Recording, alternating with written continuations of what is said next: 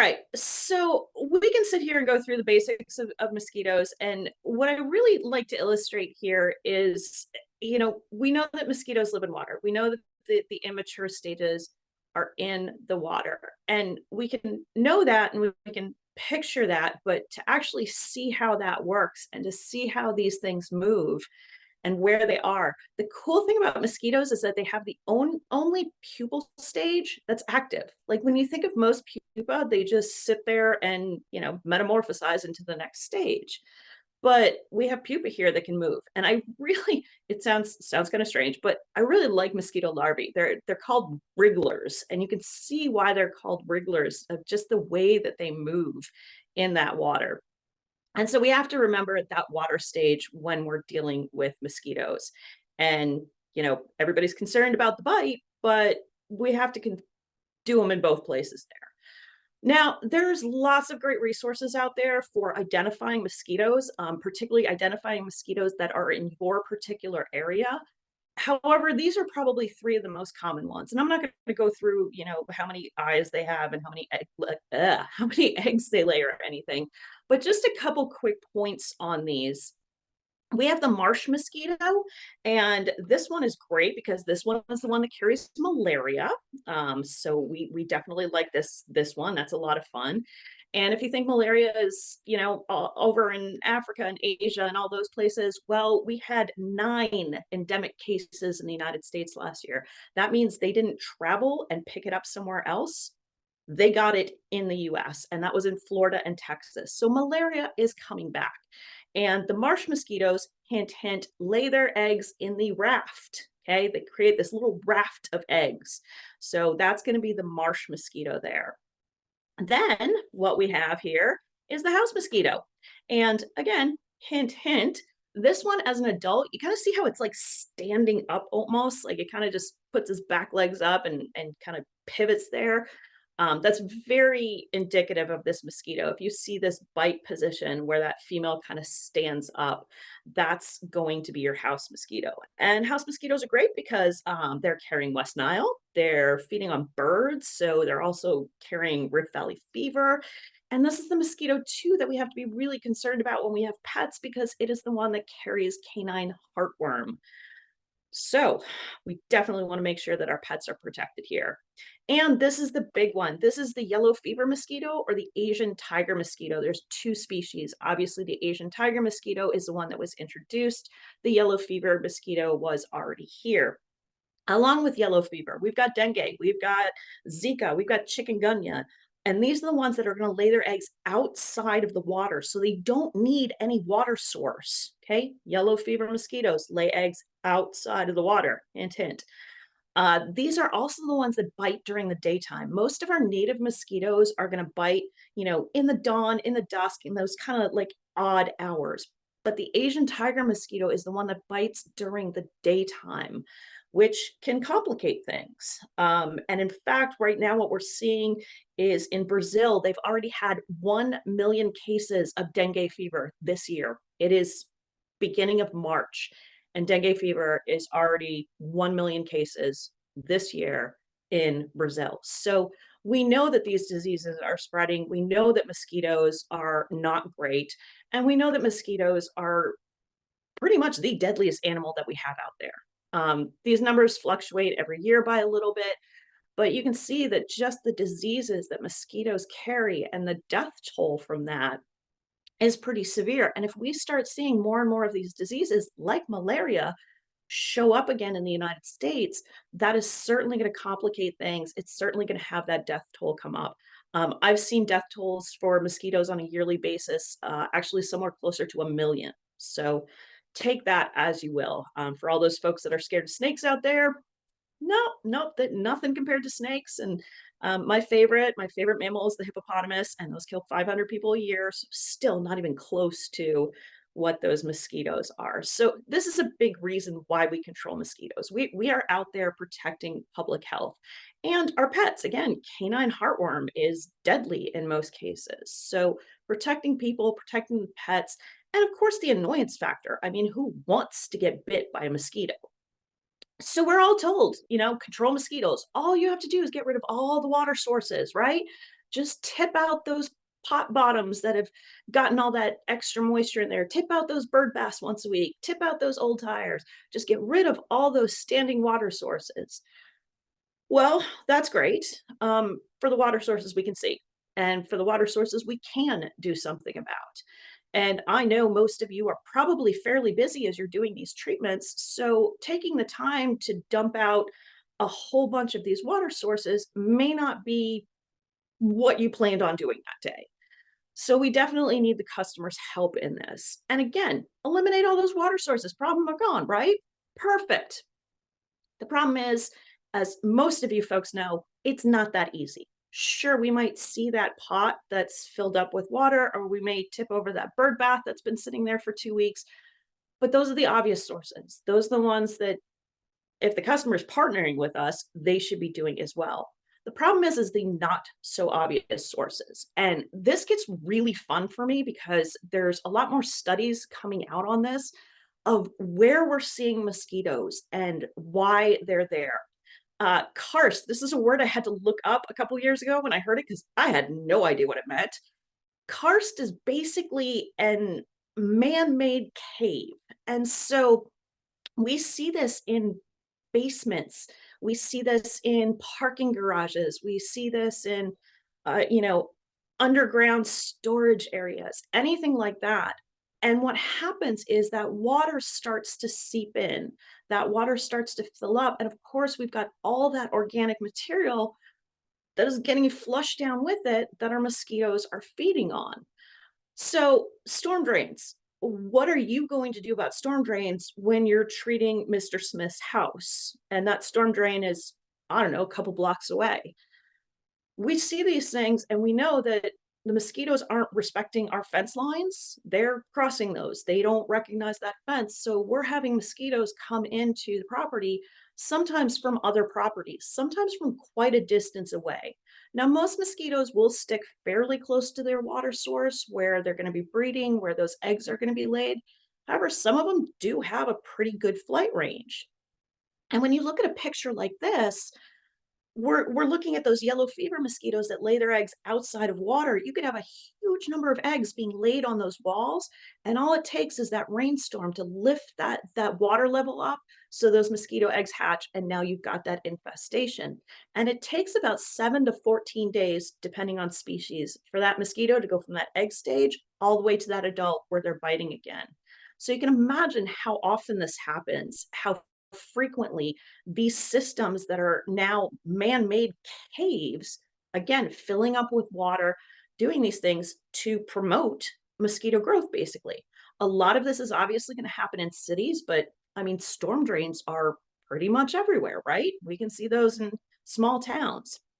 This is one of my favorite ones, and apologies for all the writing, but basically, there was this building in Washington, D.C., where the people in the basement of this building, over the winter, were getting bit by mosquitoes. And so you get this call that comes in, and honestly, come on, your first thought is, no, it's not mosquitoes. They're in the basement. It's winter. This is not happening. The customer's just insane. It's probably like bed bugs or something like that.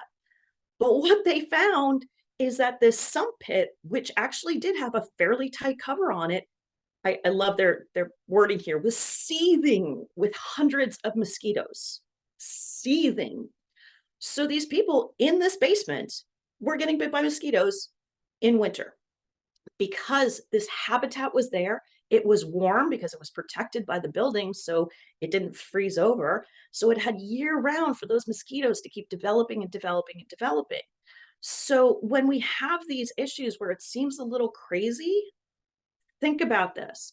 We're also starting to see a lot of these mosquito species that were southern species are now moving further and further north because they're overwintering areas in these caves, in these man-made caverns, are now protected. They're not freezing over. They're not getting too cold. So we're seeing mosquito species move further and further north, which honestly is good money for the pest control industry, but not so great for our customers when they're calling about this.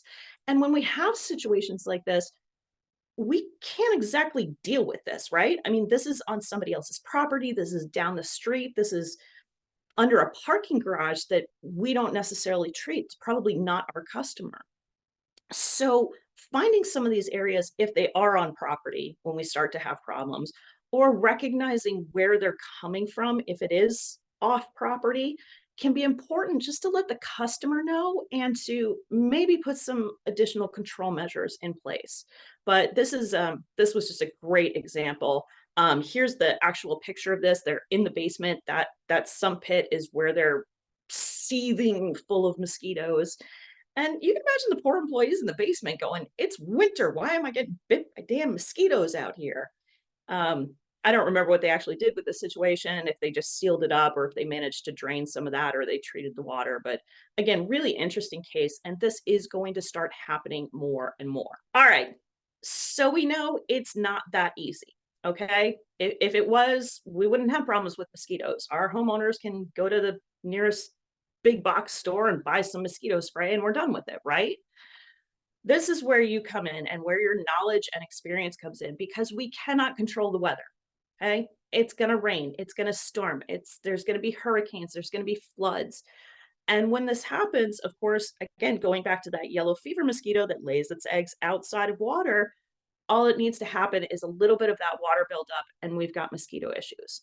Now, when we do know that there's a flood coming in or there's super heavy rains coming in, before that happens, reminding the customer that as soon as this event is over to try and get rid of any of those standing water sources is going to help. And we'll go into, again, like I mentioned, we'll go into the treatment side of this just a little bit more as we continue here. So consider when these events are going to happen. It's not a good idea to go out and treat for adult mosquitoes right before a major rainstorm is going to come in because whatever product you're using, a lot of that is going to get washed away and we're not going to have the results. So consider that as you're out there doing your service for mosquitoes. The other thing I mentioned we cannot control is the neighbors. Yeah, gotta love the neighbors. So no matter what you do on the property that is your customers, when this is across the fence, we know that there's going to be mosquito larvae in there. We know there's going to be water buildup. So trying to mitigate some of those factors, we're not going to be able to eliminate it, right? It's impossible. That neighbor is not going to clean the stuff up, and unless a well-timed tornado or firestorm comes through, that is going to be there. So trying to put measures in place that at least minimize and recognize where that's coming from so we can focus more on those areas is important. So you have to know your surroundings. You know, you can come and treat my backyard for mosquitoes, but my neighbor right across the street who's got a situation like this, those mosquitoes aren't going to recognize that fence. They're just going to do their thing and fly around. As I mentioned, more and more, we're seeing mosquitoes show up in basements, especially in city areas where you have subways, you have these areas that are down below that are filling with water. And with that water, all that organic material, 7 to 14 days after that mosquito gets in, we've got a new round going. And so finding these is not easy. I was in New York City about a year ago, and we were actually looking for a situation like this. And half of these buildings are all connected to each other. So one, even getting down into the basement was about a 2-day process to find out who had keys and where they were and how to get down there. And then to actually get down there and inspect the space, it's insane. But you have to do it if there's these issues that are popping up. And again, think about these winter issues. Customers are crazy, we know that, but sometimes they're right when they're getting bit by mosquitoes in the middle of winter. So again, we have that space for them, that habitat. We have the perfect temperature. Well, maybe not perfect temperatures, but we've got good temperatures. It's not going to freeze down there. We've got the water, we've got the organic material. We are good to go in those situations. Okay. Then we have our customers. Love our customers because they normally pay us, but they don't always follow our instructions. So you're going to know that customer that goes ahead and says, oh yeah, you know, it's been about a week. I should tip out that bird bath, or I should clean up some of this mess, or we just had a massive rainstorm. I should go out and fix some of these water issues.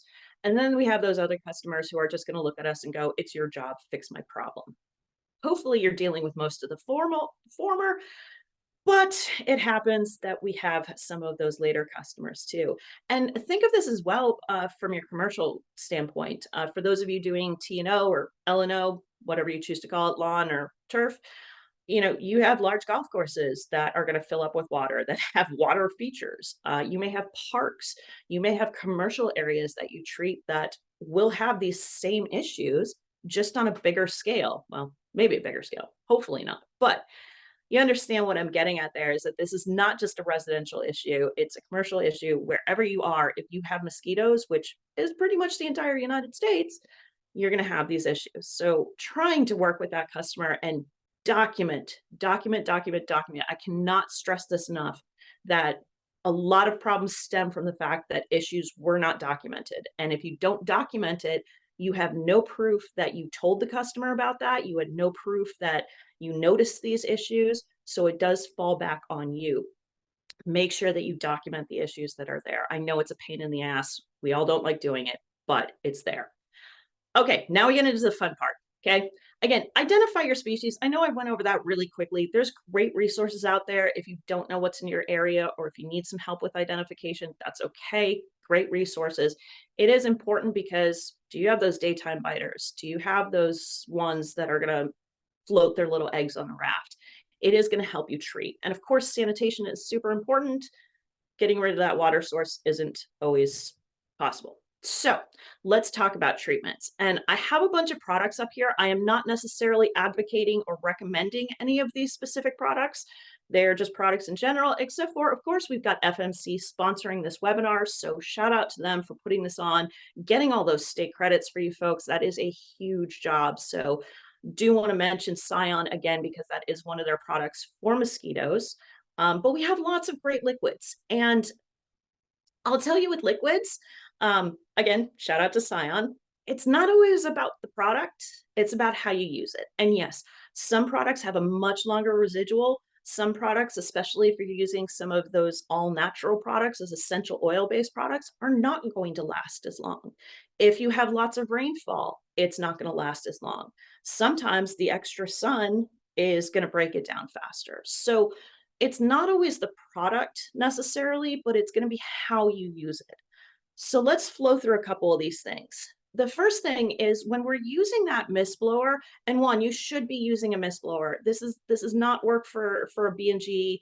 This is not work for, an aerosol. You're going to be treating a wide, theoretically, you're treating a fairly wide area in a customer's backyard or a golf course or a commercial site, whatever it is. So you do want to use that mist blower. You do want to calibrate it correctly. Make sure you're reading and following the label of the product that you are using, right? That's our gold standard. Read and follow the label. When you're using this, make sure you're kind of using that smooth up and down motion. You're not just spraying back and forth, but go up and down, because think of where those mosquitoes are. Think of where those adults are resting. In a lot of cases, they're looking for that cooler, shaded, little bit dry spot. And that's going to be underneath the vegetation in a lot of cases. They're not going to sit right on top of that leaf. They're going to sit underneath that leaf where the shade hits them and they're a little bit cooler in those areas. So think of all those mosquito resting spots that are out there. And of course, reading and following the label, get that nice smooth up and down motion of that mist blower. So you get some of those droplets, some of those particles sticking underneath where a lot of those mosquitoes are going to be resting. Now, we also want to target that kind of ecotone zone. And if you do tick works, you're probably, familiar with that phrase. It's that area that goes from that nice manicured lawn to that more wild, uncultured bits that are in the back towards the side. You can see from this picture here, there's not going to be mosquitoes just sitting there resting on the grass. They're going to like that darker shaded area where all that vegetation is, where they're a little bit more protected. So once again, as you're moving through and moving along, that up and down motion of that mist blower targeting that will get really good area. We also know the mosquitoes aren't going to be resting 10 feet up in the air. Okay, we're targeting that area pretty much, eye level, maybe a little bit higher down to the ground level. Okay, we don't need to try and treat 12 feet up. We don't need to get that tree that's all the way back there. think of that. And of course, this has to be on the customer's property. You can't treat the customer next door or across the street, whatever, as much as unless you can get that customer. But this is going to be a fairly narrow treatment. So in this case, doing it pretty well. We're targeting that area. We're assuming that we've got that nice smooth up and down motion with that mist blower. So pretty good application here, though chances are he probably should have had long sleeves on, but we don't know what product he's using, so we'll let that one go. This is what not to do. Those mosquitoes are not going to be resting on tree trunks. That's out in the open, that's exposed. They're not going to be resting on those leaves that are way overhead. Okay, they're not going to be resting on that fence. So why are we treating in this area for mosquitoes and treating those tree trunks? Okay, even that grass below, okay, it's a little bit longer, but still, I kind of doubt that there's going to be much mosquitoes there. And we can also target near water sources. Again, we don't want to treat the water source with any of our liquid residuals, but we can treat where we know water is close by so that we're getting those closer to where their source is, closer to where they're going to start to emerge out of that water, getting that treatment just a little bit closer to them. So in this case, not a great application. We don't want to target solid stuff like that. We don't want to target those tree trunks. Now here's another one that's pretty good. Again, we see that ecotone zone, that nice manicured lawn up against the trees and bushes and shrubs that get a little bit more overgrown. It's that more natural area. So we're targeting there at about, body height from about eye level down. And that mist blower is gonna, create that mist. And so it is going to flow in there a little bit better. That's why we want those really small droplets, is because we want it to kind of fog just a little bit. We want those particles to float. And that's why they get underneath and a little bit farther in where those mosquitoes are hiding and resting. So in this case, another good application. Again, probably long sleeves, but hey, we'll let them go on that. Okay, so targeting those trees, we've got those nice evergreens there, we've got leaves, all of that stuff is a good application, good place where those adult mosquitoes are going to be. Apologize for the words on this. I just took this off the internet, but of course we know that this is what customers sometimes think is okay. And again, this is where your knowledge, your experience, your licensing, everything goes to this. You know that looking at this is not a great application. Why are you treating the lawn? Okay. And this does actually specifically say for mosquitoes. So we know that this is supposed to be done, or they're advocating for this on mosquitoes. But why are we treating the lawn? And why are we treating those bare tree trunks back there? Not a great application. And again, we want that smooth up and down motion, but all those trees, all that vegetation in the back is where this can be targeted to. And from a standpoint of saving time as well, you could treat a whole acre of property, but you don't need to. If you just target those few areas where there's going to be resting spots, where there may be water, it saves you a lot of time from having to treat everything and have half of it be pretty much ineffective. So in this case, again, we don't want to treat that lawn. That's not where those mosquitoes are going to be. And yeah, don't let customers DIY it. Well, you can, and that's when they call you. Now, here's another one. Again, read and follow the label, but a lot of the labels allow you to treat close to structures. And when you look at this structure, you can kind of see that it's got that front porch there, that deck. Well, what's going on underneath there? It's shaded. It's probably a little bit cooler. There may be some water sources. We definitely have some plants around it that are good resting spots for mosquitoes. So look for these areas around the structure as well to make sure that we're targeting those for those mosquitoes that may be living closer to the house. Okay. We know carbon dioxide and heat is what's going to attract those females because they want that blood meal. And carbon dioxide heat says warm-blooded animals, so they're attracted to that. Houses are putting out a little bit more warmth sometimes. The sun's hitting that south side, so it's going to be a little bit warmer. They want the shade still, but they want to be close to their food source. So in this case, getting some of this product, even though it's kind of low, getting some of that product there is a great idea to target those areas. And of course, we're probably going to have people sitting on that porch trying to enjoy the nice evening without getting bit. So making sure product is there is going to help reduce those daytime and nighttime mosquitoes when they land. And that's a good point too. I'm sure most of you know, but I'm going to say it anyways. We can't promise that we're going to eliminate mosquitoes. We can't promise that somebody is never going to get dengue or Zika or Eastern equine encephalitis because we've treated their property. Okay. Mosquitoes don't recognize those fences. They're going to cross over. They don't recognize that no diseases are allowed here.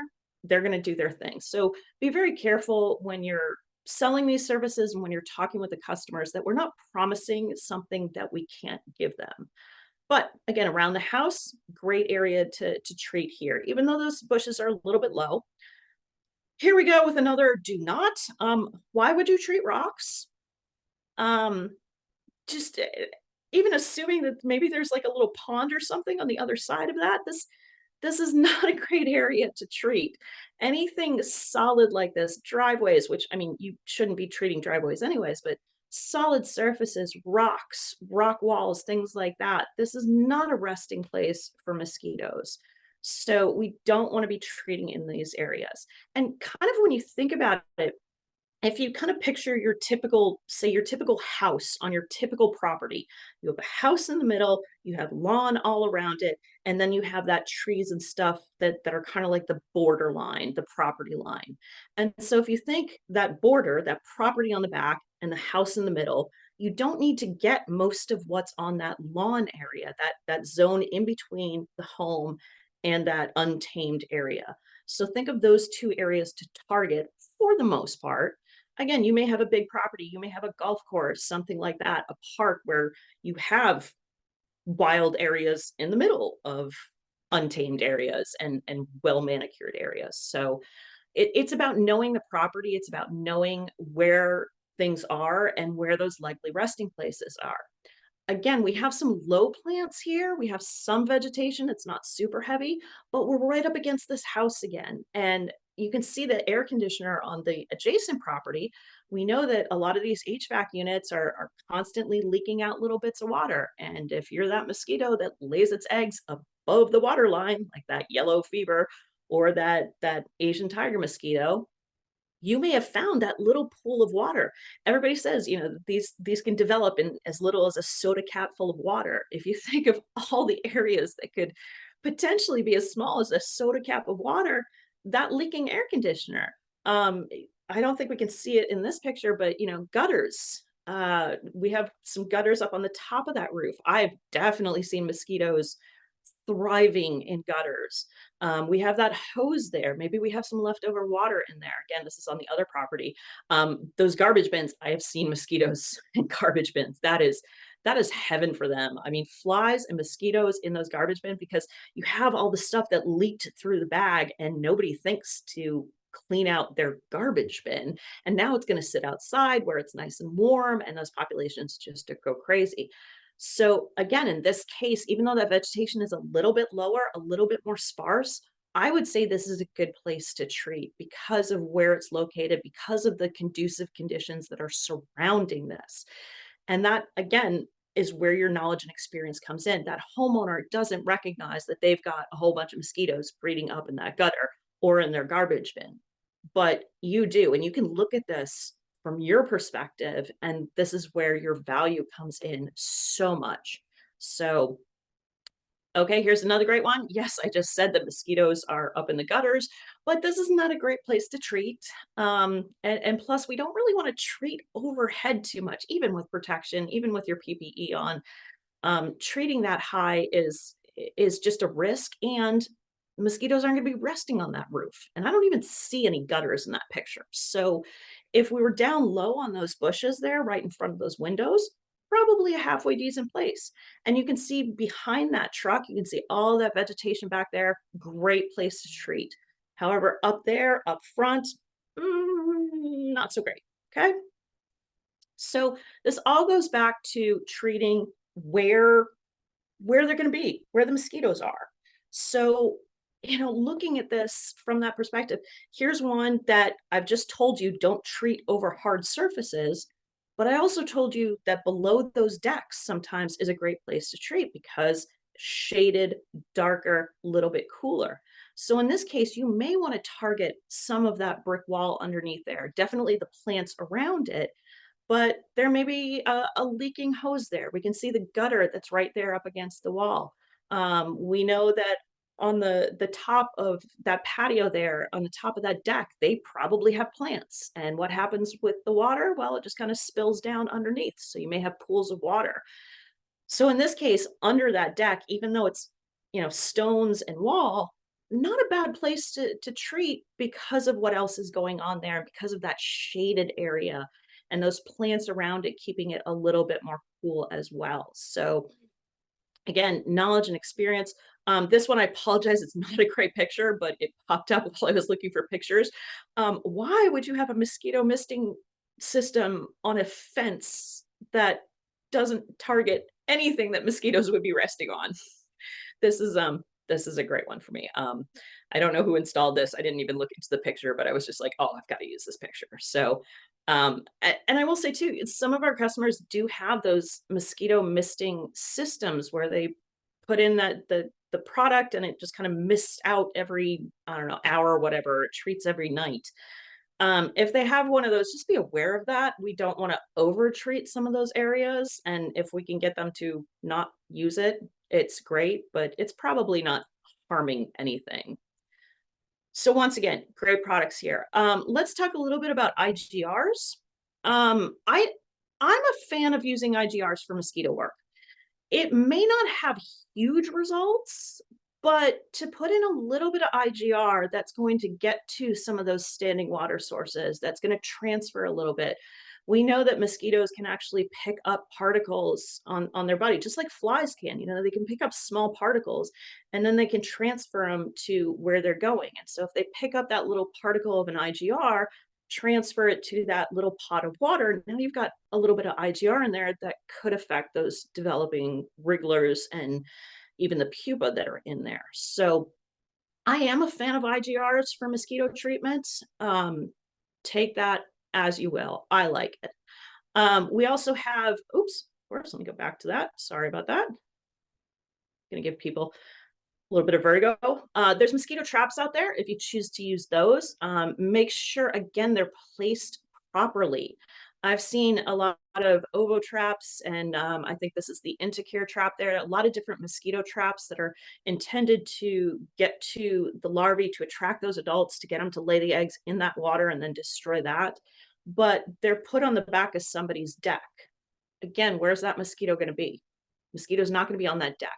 Mosquito's going to be back in those wooded areas, shaded. So putting one of these underneath the deck in that last picture we saw, putting one underneath that deck, maybe not a bad idea. But keep thinking back to, where is that adult mosquito resting? And of course, we have some products for the water as well.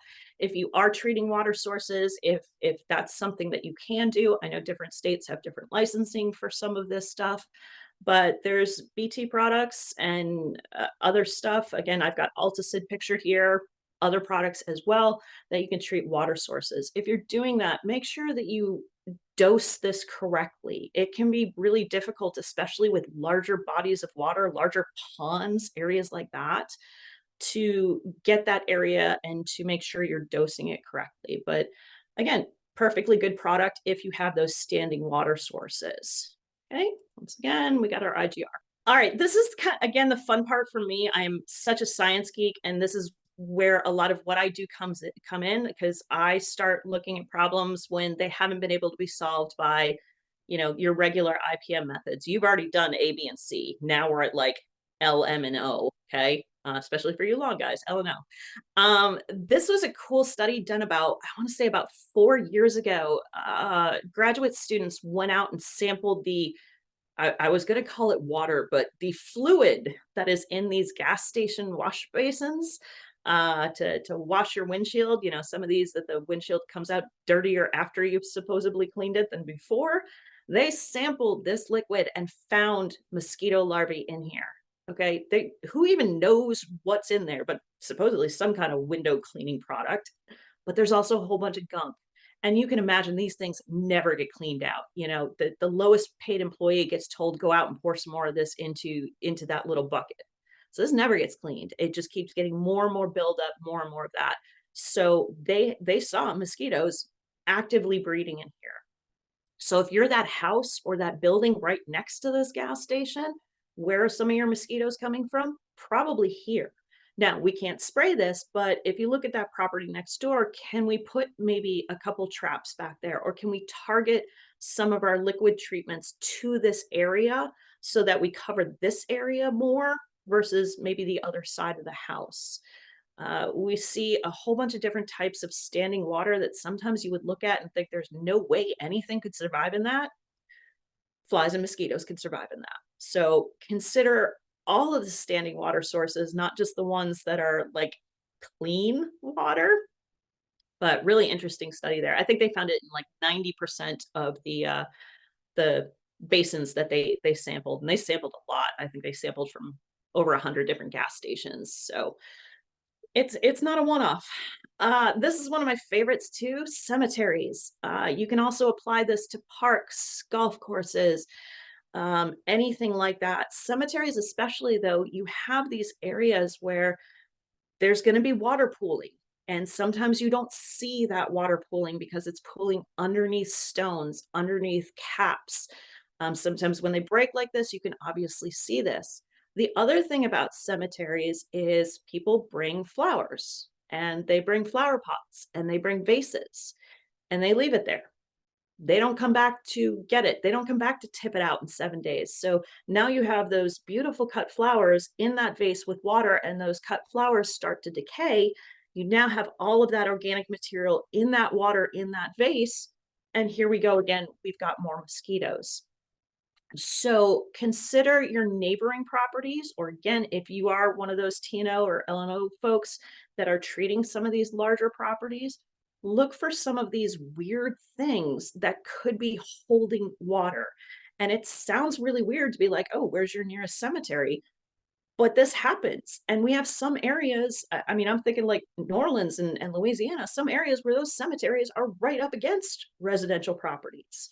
So in this case, could we treat this?